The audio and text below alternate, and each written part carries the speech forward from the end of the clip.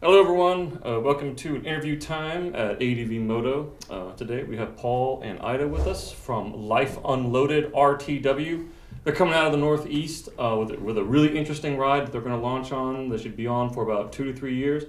So we'd like to kind of help everyone kind of get to know who they are. So Ida and Paul, if you guys could tell us about your backgrounds and how did you guys meet? Sure. So my name's Ida, you guys know that. I'm a mom of 2 kids, married, from Long Island, New York. I say a lot, I'm sorry about that. So you'll get over that, guys, don't worry about it. And we met at a motorcycle show, January 1st, 2015. Cold as ass, called Cold Finger Run. Take it from here, Paul. You're right, it was 2015, 2016. Oh, sorry, yeah. But it wasn't at midnight, so actually it was 16, but it was a year ago. She was riding the same bike as I was, but it was a year or 2 newer, and it had all the good stuff on it, and I wanted to know about it, so I just started talking to her. And we hit it off from there and just talked for a good half hour, and it was a really, really nice flowing conversation, but then I took off and I never saw her until the IMS show a year later. I told her about my intentions. So I was working a job for 15 years, doing the same thing, union job, good pay. I was miserable. All I wanted to do was go on vacation, go ride. As soon as I got my time off, I went for a ride. So coming up on 15 years, I just had enough, and I sold everything I had, I'd leave Long Island, and go for a ride around the world and see where I end up after that. You know, where did you guys come up with LifeUnloaded RTW? How did this whole idea come to life? And how did this whole thing start? I read a book about what goes on in South America and how people are generally happier with a lot less stuff. And that's what all we do is just accumulate stuff. And then you buy a bigger house, put more stuff. But it doesn't bring happiness. And all I wanted to do was ride. So unload everything. Why do you need all this stuff? And it was more important for me to travel and to experience and to see and smell, taste and hear, feel everything than just acquire more stuff. And everything that you own owns you. And if you want to be full freedom, in my eyes, is to own less and go do more. I ain't giving up my stuff. Your horses. Sorry, and I'm everything. keeping my stuff. I got kids, I don't want to sell those. I can make a good profit off them. But anyway, I want my husband, I want my kids, I like my house. But for me, he had this whole idea of unloading. For me, I'm just kind of taking a break from my home life to live out a dream of traveling the world on 2 wheels. So it's different for the 2 of us, but it's still ultimately the adventure is the same. So that spirit of wanting to see people and experience their cultures and just see what the rest of the world looks like, really, And on 2 wheels, oh my God, that's like the best. Sorry. Yeah, it is one of the best ways to do it. There's no doubt. So yeah, I mean, most of the time, when we see couples riding, they're usually boyfriend, girlfriend, or they're married already. So this is a different spin. So how do you guys see, kind of like supporting each other, like with your different personalities and stuff like that? I see her we are friends. We hit it off. We've spent time together, it's no problem. We don't even fight. I'm more laid back, she's a little more aggressive. She beats me, but I'll take it, whatever. But it's also like coworkers. We're just like those coworkers in an office that get along really well. And just because I don't have a girlfriend doesn't mean I gotta, has to be that way. We made it plain and simple from day one. Cool. So you guys mentioned that there was kind of a charity theme to the ride. Can you talk more about what your plans are for the ride, and at this point in time, what route you guys think you'll be taking? Being in these different environments and different cultures gives you the opportunity to help out. People don't live like we do here everywhere.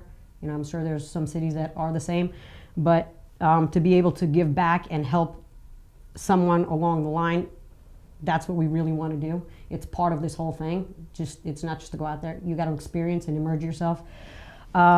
What was the second part of that question? Was what route? Oh, the route. Yeah. I'll let the navigator take over. Yeah, I get to take the front on these. We have certain destinations, time-wise, of course. And we also want to leave a lot of it up to chance. But we do know that we're going to head part of the TAT from Colorado through Utah up to Vancouver. We're going to take the Pacific Coast Highway down to San Diego, where we're going to meet with this girl Andrea from Moto Venturing. She's going to take us around, show us a little bit. She definitely helped us with a lot of the prepping that we needed for this. And then we're going to head south through Central America. We don't even know which countries we want to hit. We're going to just talk to the people, see which ones we should see. South America, and then hop a freighter to Argentina, Australia, from that Argentina. other, yeah. And then we want to go ride the whole northern territory of Australia. My daughter's going to meet me there. Yep. My husband, so I'm My psyched dad might about even that. come down, and I'm going to bring a little family reunion to Australia and down under. I've never been south of the equator. And then we're going to look up the Philippines, Far East. We don't even know how we're going to get there. It'll come. And then, Can't plan for everything. yeah, she wants to go to Moscow. I want to go to Morocco, Italy maybe. Who knows? Oh, yeah. The Himalayas. I would love to see Nepal.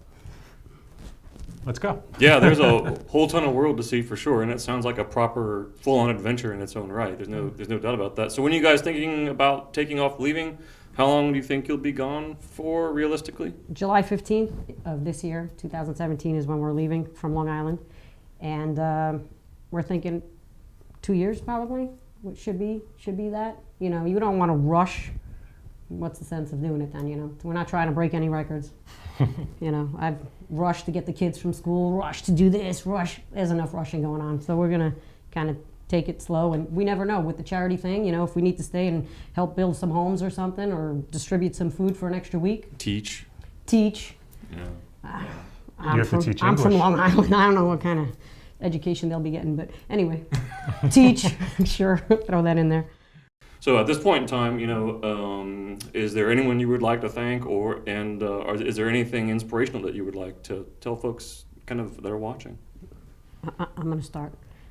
For me, the whole thing is just because you're a certain age or you're a parent or, you know, whatever the case may be, that doesn't mean you have to roll over and die.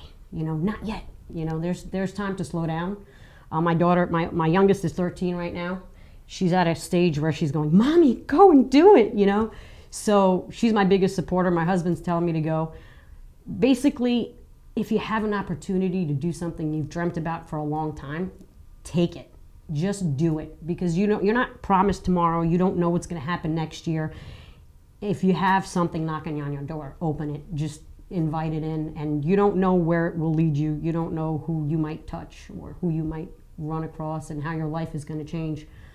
So that's it for me. You know, I'm not dead because I'm a mom. I just, you know, I didn't give up on my dreams, and that's hopefully somebody out there who wants to do this, do it. It's a lot of work. Obviously, we were just down in North Carolina with Sprocket Apparel, working with them, one of our sponsors actually, and we're up here with you guys talking to you. It's a lot of work, and it's, you know, time away from home already, but I think at the end it's going to be totally awesome. But I'm sorry. Go ahead, Yeah. Paul. I would just say do your homework. Make as many friends as you can. I mean, the internet's there, use it. And you find a lot of places that you want to go and a lot of people you want to talk to. I would even say that Dusty Wessels from West 38 Parallel, he's like a mentor to me. He's guided me through a lot of this. And there's certain people that will help you and others that don't want anything to do with you. But the ones that do want to help you will be just vast, huge cauldrons of information. And I've used all of it, and I've found so many different, just so many available places to go see and resources to use from these people. And if you want to get out there and travel, don't even hesitate. I mean, why not today? Why are you going to wait till tomorrow? If you wait till tomorrow, you're just going to wait till the next day. You got to drop that once in a while, you know, just got to drop it and just go. Yeah, you got to put yourself out there, or you never know. You never, and that's it. You'll never know if you, and like he said, you keep putting it off to tomorrow. It's just going to be tomorrow and tomorrow. We'll ride tomorrow. Yeah, Yeah. absolutely. That's for sure. It's almost always certainly better to ride today. Today. Yeah, that's right. Today's the day. Let's do it. That's It's right. sunny out.